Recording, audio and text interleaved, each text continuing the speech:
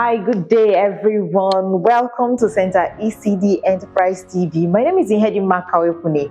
You can call me Mrs. K. I'm a food technologist and founder of Emisk Foods.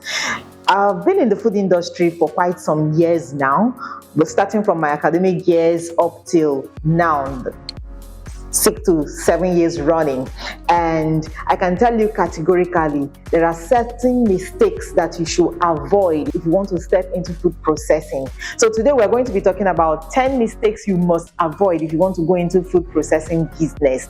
Now, I know a lot of people want to come into the food processing business. I hear people say a lot of times you can never go wrong with food. You can never go wrong with food business. So you see some people that are salary earners. Maybe you've attended an event and they tell you salary is never enough, so you decide to go into food production.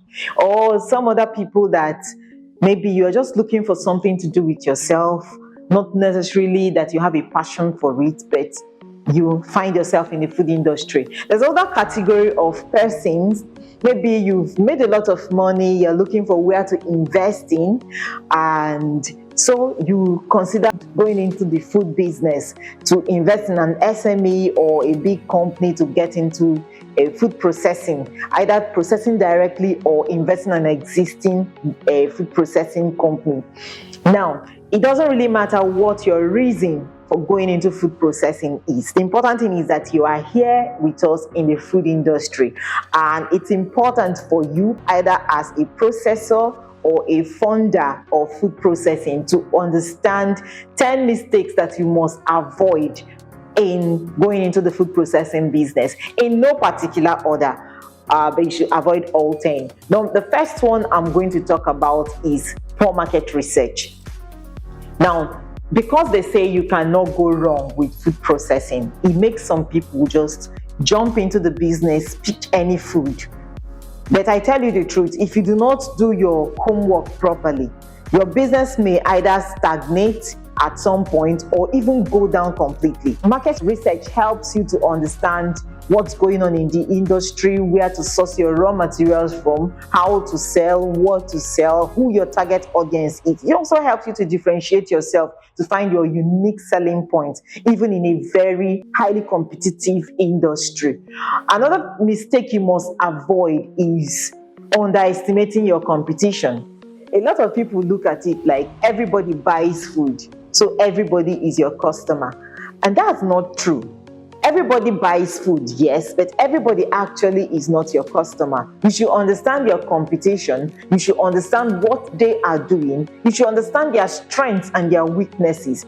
If, as a small business, you step out to compete with an industry giant, you may be losing even from the beginning, because they have the funding, they have the capacity, they have the human resources to be able to go on advertising on any level, in leverage on machineries and technology to outsmart you in pricing and outsmart you in product differentiation. So as a small person that is going into food business, even if you're not small but you're a newcomer in the industry, you need to understand your competition. It's always better to play at the weakness of your competition. So if you're studying your competition, you should not go to lock heads with your competition. Differentiate yourself. The purpose of understanding your competition is so that you can differentiate yourself very well. So if you find out the weak point of your customer, either an offering they are not giving, a gap in the industry, you can key in on that. You find out that though the other customers are still buying from your competition, they will also be buying from you.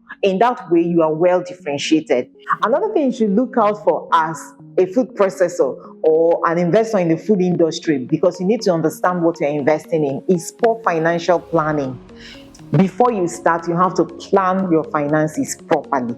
You need to plan, you need to do your budgeting, you need to do your projections. You need to understand what finances are available to you. Many people have commenced on a white elephant project, starting to build a factory for food processing without understanding maybe how much building costs. So halfway into the building construction, they are out of funds and they have not started production. The project dies a natural death. You need to understand the money available to you. You need to understand how to project. You need to understand where to get your product at a cheaper price. You need to understand a lot of things about financing.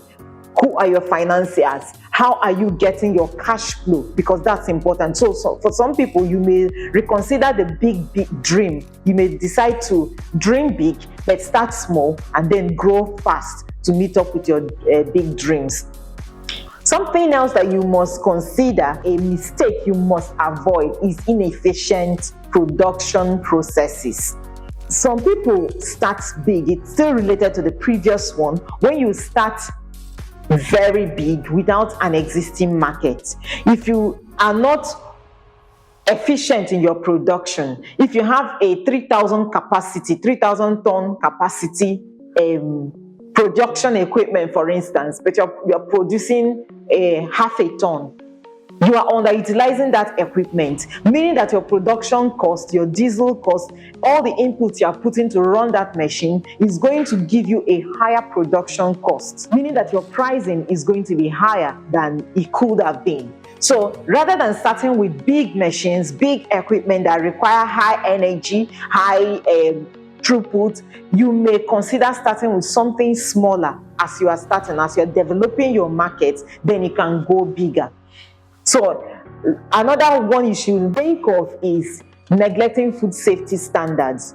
Food safety standards are very, very important. Sometimes in Nigeria, you find out that NAFDAC does not come hard on people, or when they come hard on people, you find people complaining and lamenting, oh, they are wicked, they want to stop small businesses.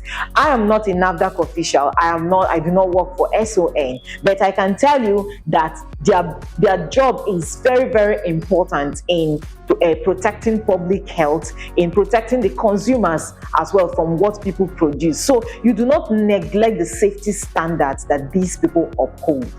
I've seen people that ignore NAFDAC. I have been a victim of that also. You do not go to NAFDAC at the starting of the business. You go to them when you have finished starting the business, and then by the time you invite NAFDAC for certification, they tell you everything you have done is a no-no. Some people have to bring down a full factory because it is close to a contamination source. Some people have had their factories shut down. They didn't consider all those safety standards. Certain safety standards that may look negligible or maybe not easily detected to you, maybe because you do not really understand some of those things. Like, okay, we've had an incident of someone you want to go into producing beverages, drinks. You want to produce drinks, but your source of water is not far away enough from a soakaway pit. You see that that's not going to work. But somebody that ignored NAFDAC or ignored the safety regulatory agencies and went ahead to construct a full factory, and the soakaway pit of the neighbors are just very close to the fence, you say that NAFDAC is not going to approve that facility, not because they are wicked, but because there can be contamination of the main product through that water source. So it's important that at the start, you can go to the website of regulatory agencies and see the rules, see the regulations, or even pay them a visit, have them come for a pre-inspection, and have them look at your processes, what you are thinking, what you want to do before you invest money. So do not make that mistake and fall into that mistake. Another one mistake people make is inconsistent product quality. The consumer needs to know what he's expecting at the point he's opening the pack of your product, whatever it is that you produced. The consistency is very important. One of the things that help a producer to get their product quality consistent is having a standard of operating procedures for your production. So that batch formulation helps you know what quantity of product you are adding. I've seen someone that is making tiger nut drink, for instance, and you see her saying, okay, I add 10 tiger nuts and 2 dates. What is that actually? What is that? There is no standard measure, because 10 tiger nuts today may be very small tiger nuts, and the one you are buying tomorrow may be very large. So if you continue doing like that without having a standard measurement that you use in your product, you are going to continue having inconsistent product standards. And by the time customers or consumers they taste your product today, it tastes great. They buy it tomorrow, it tastes a bit sour. They buy the next one, it tastes a bit off flavor or bland.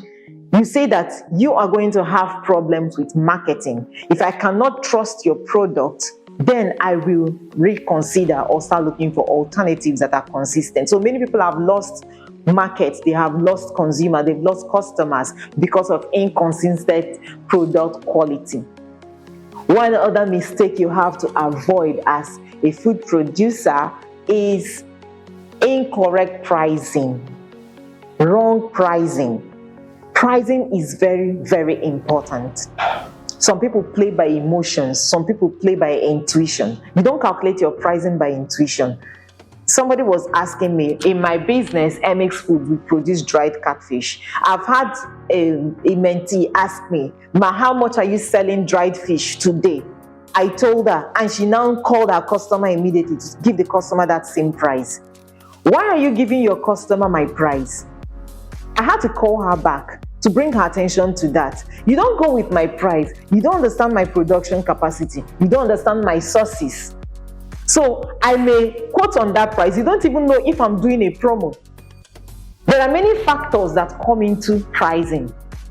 So you don't start a business and you put your price, you peg your price at what others are selling. Yes, it's good to consider competition. It's good to not to outprice yourself, because if a kg of catfish sells for 20,000 naira, for instance, and you bring your own at 30,000 naira, you have already outpriced yourself from the market.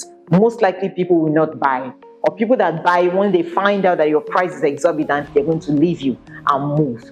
But before you set your price, do not set your price because this person is setting price. Price is not the only factor for keeping customers. So you need to factor in your production cost. You need to factor in your VAT. You need to factor in a lot of things, logistics and all, before you set your price, to ensure that you have sufficient cash flow to continue the business. There are statistics that tell us that over 90%, that's a big statistic, that's a big figure. 90% of businesses fail in the first 1 year. That is crazy. I am not setting up the statistics, but it's really very high.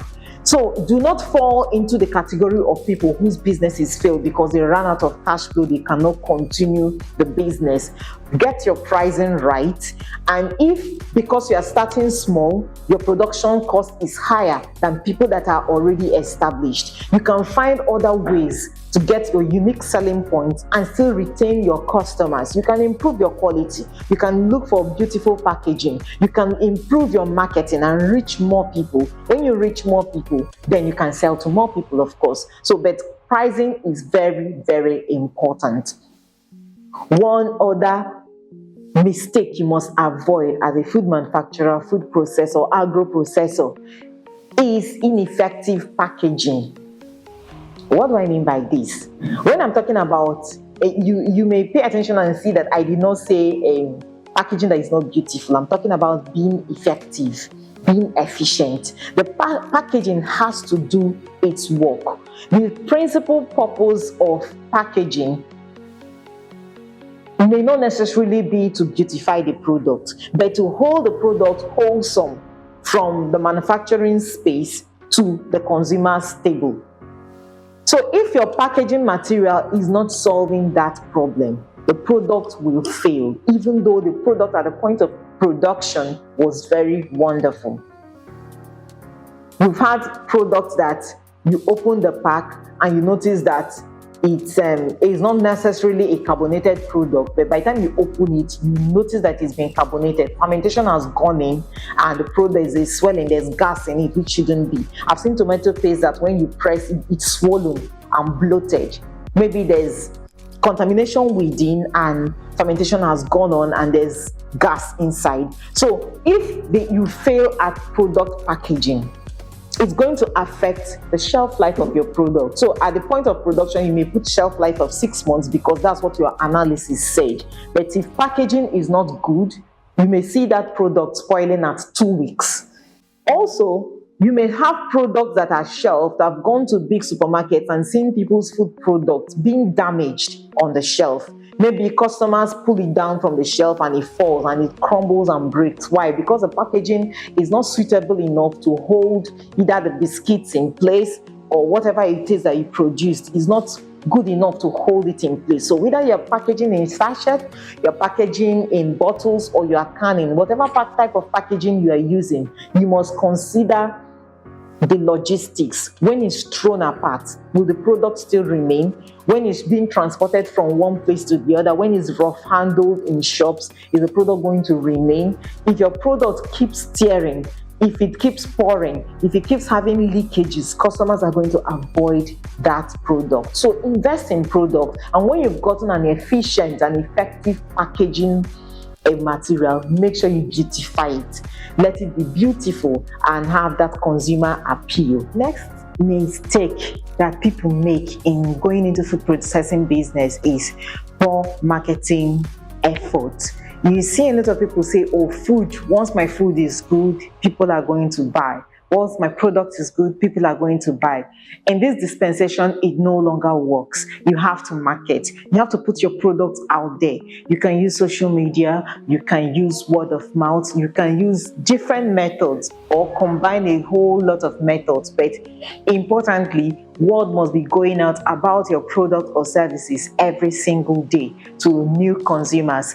And also, when we're talking about marketing, you should also understand branding. A lot of people are into food products, but they are not really branding. Branding does not just mean placing a label on a product. It goes beyond that. So you look into your branding. What's your brand identity as a food producer?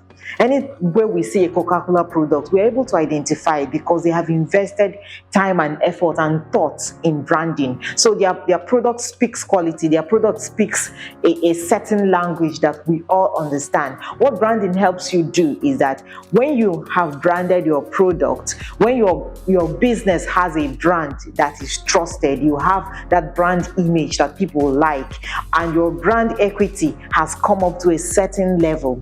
What branding does for you as a business owner is that immediately you introduce a new product into the market. Once they look at the label and say manufactured by XYZ, they are going to buy it without asking, or wondering, I've not used this product before. So any product a known brand releases into the market, people go for it. I'd rather go for a brand I know that is good than try my luck around brands that are unknown. So make sure you are maintaining your brand image. You can go and learn about branding. Still on marketing, one thing that people do that's a mistake is ignoring consumer feedback. I've seen some food producers fight people. They fight customers because the customer criticized your product. The customer called back to say, oh, this product was not good. And the person feels that his personality is attacked.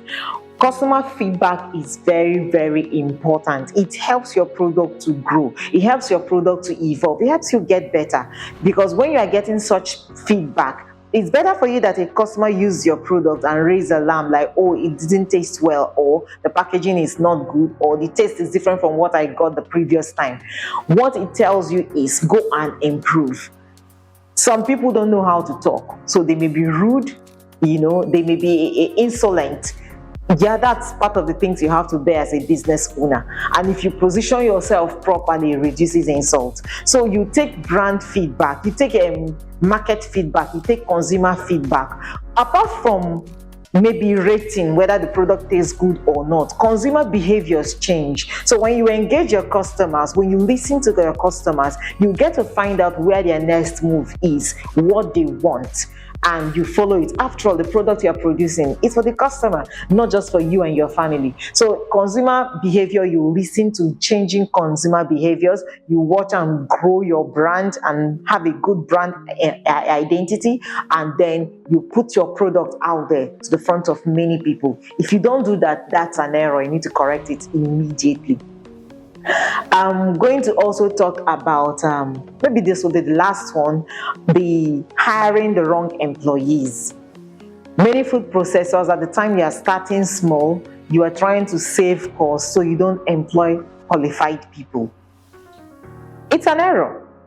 So it's either you employ people that are qualified, that know what they are doing, or you employ entry-level people and train them to come up with the knowledge level that is required for your business. But whichever way, the people working for you, the people working at your business, have to be qualified.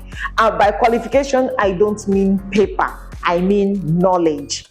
They have to know knowledge of good manufacturing practice. Any person working in an environment where food is produced has to know hygiene practices. The person has to know a lot of things, the culture around food. The person also has to understand what you are doing.